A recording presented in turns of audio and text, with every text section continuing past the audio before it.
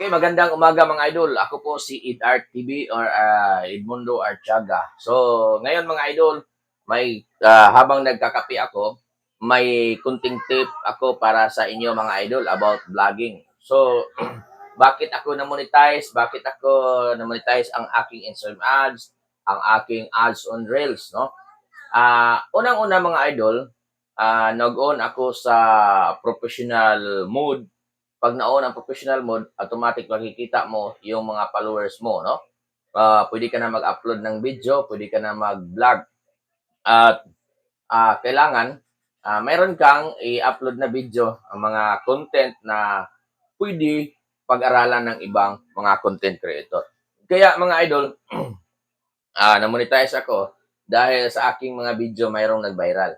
So kapag mayroong mag-viral na video, doon magsimula na pwede kang ma-monetize kasi kapag mayroong video na nag-viral, makahakot siya ng mga followers, no?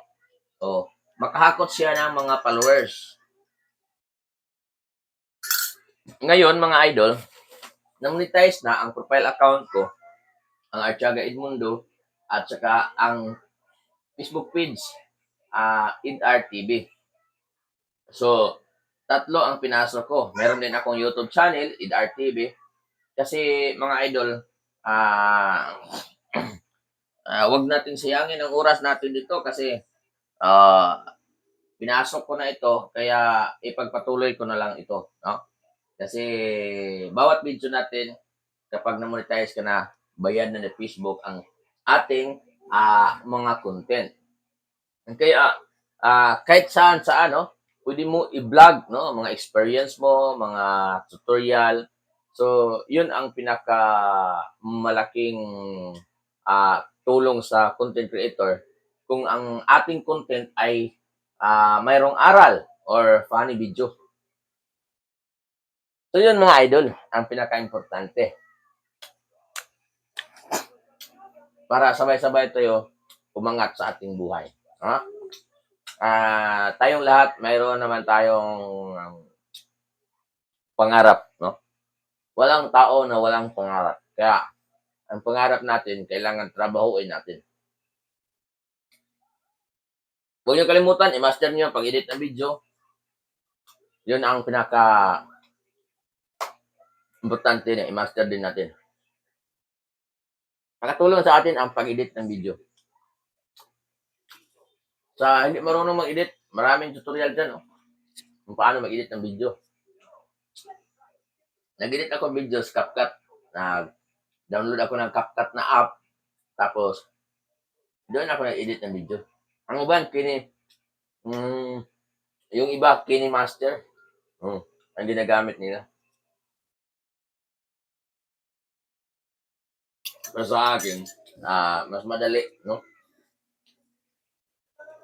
CapCut ang ginagamit ko. Ay, mga idol, magkape tayo mga idol. May magandang araw po sa inyong lahat at magandang buhay.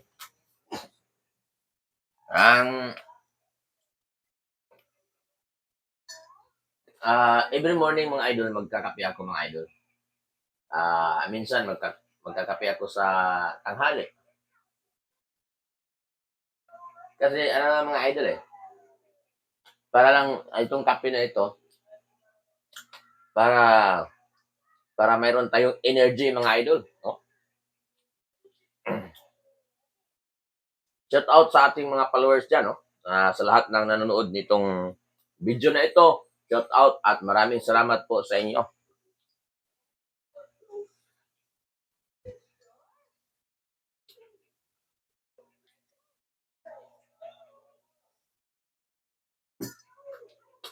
Ayan mga idol, kailangan natin na meron tayong big dream. Yung vlog natin mga idol, charity and good vibes. Gusto niyo charity vlog? Okay, updated. Para updated kayo, mag-follow kayo. Gusto niyo good vibes? Mag-follow kayo. Entertainment dito. So, mamaya, duty ko mamaya. Kape muna ako. Ako po ay isang security guard mga idol.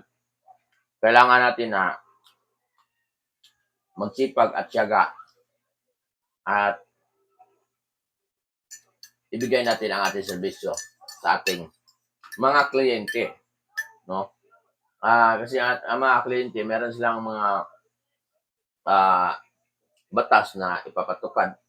So, kami mga security guard ang nagpapatupad sa mga batas ng ating kliyente. Maliban sa ating mga guidelines ng mga security guard, oh, meron din tayong sinusunod na ang always maintain peace and order. Oh. So, merong dagdag yan, no? Sa mga kautusan ng taga-kliyente na ipapatupad nila ang kanilang batas. Kaya kumuha sila ng security guard para sa pagbantay ng ari-arian at saka sa buhay ng ating kliyente. Kaya mga idol, huwag niyo kalimutan, kakapit tayo sa Panginoon at magpe-pray tayo palagi mga idol para mayroon tayong protection kasi ang Panginoon kapag tinatawag, nagpe-pray tayo, ang Panginoon ay palaging nakikinig sa atin mga idol. Oh, siya ang palaging protection. Kasi in John 3:16, for God so loved the world that He gave His only begotten Son, who believes in Him shall not perish but have eternal life. So yun mga idol. Mayroong nagmamahal sa atin. Ang Panginoon.